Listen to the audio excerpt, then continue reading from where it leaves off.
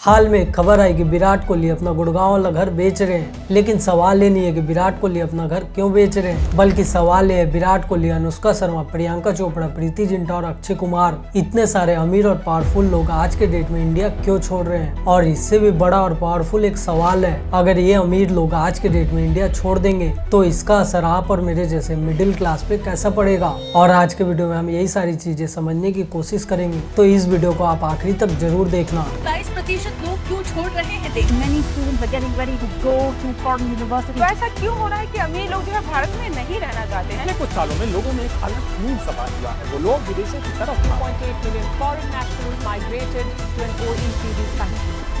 Do you know who topped this list? Indians.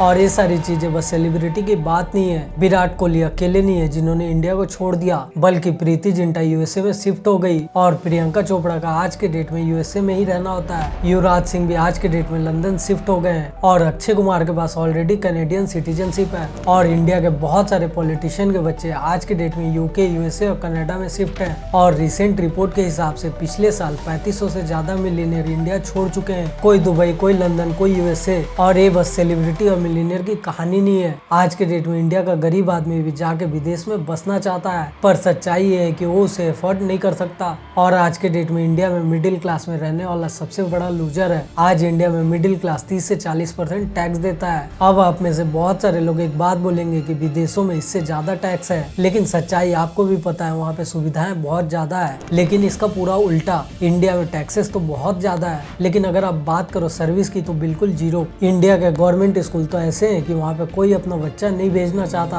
और government hospital में बहुत ही ज्यादा दिक्कत है। यहाँ पे आपको बहुत ज्यादा वेट करना पड़ता है, भीड़ बहुत ज्यादा होती है, आप इसे आसानी से मैनेज नहीं कर सकते। और इंडिया में साफ पानी के लिए आपको आरओ लगाना पड़ता है, और अगर आपको शुद्ध हवा चाहिए तो आपको एयर प्यूरिफायर लगाना पड़ेगा। रोड में पोर्ट होल है, हर जगह आपको गड्ढे दिखाई पड़ेंगे। गुड़गांव, मुंबई और बेंगलोर, बारिश आती है, यहाँ पे सड़कें भर जाया करती है। इंडिया में आपको इतना सारा टैक्स देने के बाद भी private school, private hospital, private society, हर जगह आपको अलग से पैसे देने पड़ते हैं। और इंडिया का टैक्स सिस्टम दुनिया का सबसे बड़ा स्कैम है। अगर आप इंडिया में एक एम्प्लॉय हो, व्हाइट में पैसे कमाते हो, तो यहाँ के सिस्टम के लिए आप बस एक एटीएम मशीन हो। एग्जाम्पल के लिए अगर आपको यहाँ पे 7 करोड़ की सैलरी मिलेगी तो उसमें से आपको 3 करोड़ टैक्स पटाना पड़ेगा। लेकिन यहीं पे इसका उल्टा, बिजनेस इनकम के ऊपर 0% टैक्स लगाया जाता है और एग्रीकल्चर के इनकम के ऊपर 0 टैक्स। और आप ये जान के हैरान हो जाओगे कि इंडिया में पॉलिटिकल पार्टियों के ऊपर 0 टैक्स लगता है। यहाँ तक कि आईपीएल की फ्रेंचाइजी जो इतना ज्यादा पैसे कमाती है उस पे भी 0 टैक्स अप्लाई होता है।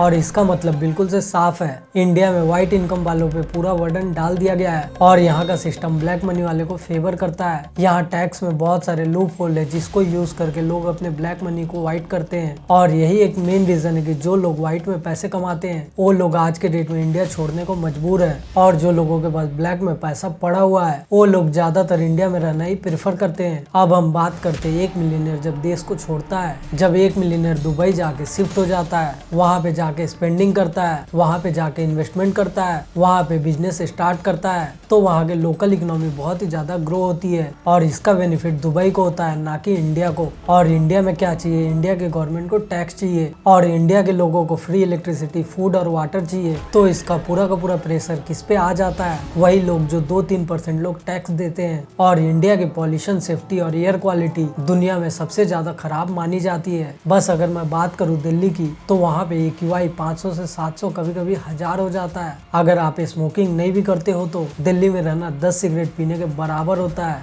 और इस पे बहुत सारे मीम्स भी बनते हैं कि गवर्नमेंट ने बहुत सारे कॉर्पोरेट एम्प्लॉय के सिगरेट के पैसे बचा लिए हैं। अब आप ये सोचो कि जनता ने भी इसके साथ रहना सीख लिया है। और फॉरेन कंट्री में आपको 300 से 400 की AQI पे वार्निंग आती है। वहाँ का टैप वाटर इतना ज्यादा साफ होता है कि आप उसे आसानी से पी सकते हो। और इंडिया में साउंड पॉल्यूशन, वाटर पॉल्यूशन और फुटपाथ पे भी सेफ्टी नहीं होती। आप आए दिन न्यूज देखते होगे कि सेलिब्रिटी के घर पे फायरिंग होती है और डॉक्टर हॉस्पिटल में भी अनसेफ फील करता है। और इंडिया में अगर आप थक हार के पुलिस के पास जाओ तो वो भी FIR लिखने से आपको मना कर देती है। आपके पास अगर पैसे हैं तभी जाके इंडिया में आपकी सेफ्टी होगी। अब हम बात करते हैं आखिर लोग दुबई में ज्यादा जाना प्रेफर क्यों कर रहे हैं। दुबई में 0 income tax, golden visa, safe city, strategic business hub और ये इंडिया के बहुत ही ज्यादा पास है। आप यहाँ पे 3 से 4 घंटे में दुबई पहुंच जाते हो और यही एक मेन रीजन है कि सिंगर, इन्फ्लुएंसर, बिजनेसमैन और बहुत सारे सेलिब्रिटी आज के डेट में दुबई में रह रहे हैं। और दुबई ने भी आज के डेट में इंडिया में बहुत सारे ऑफिसेस खोले हुए हैं। दुबई की रियल एस्टेट डायरेक्ट इंडिया में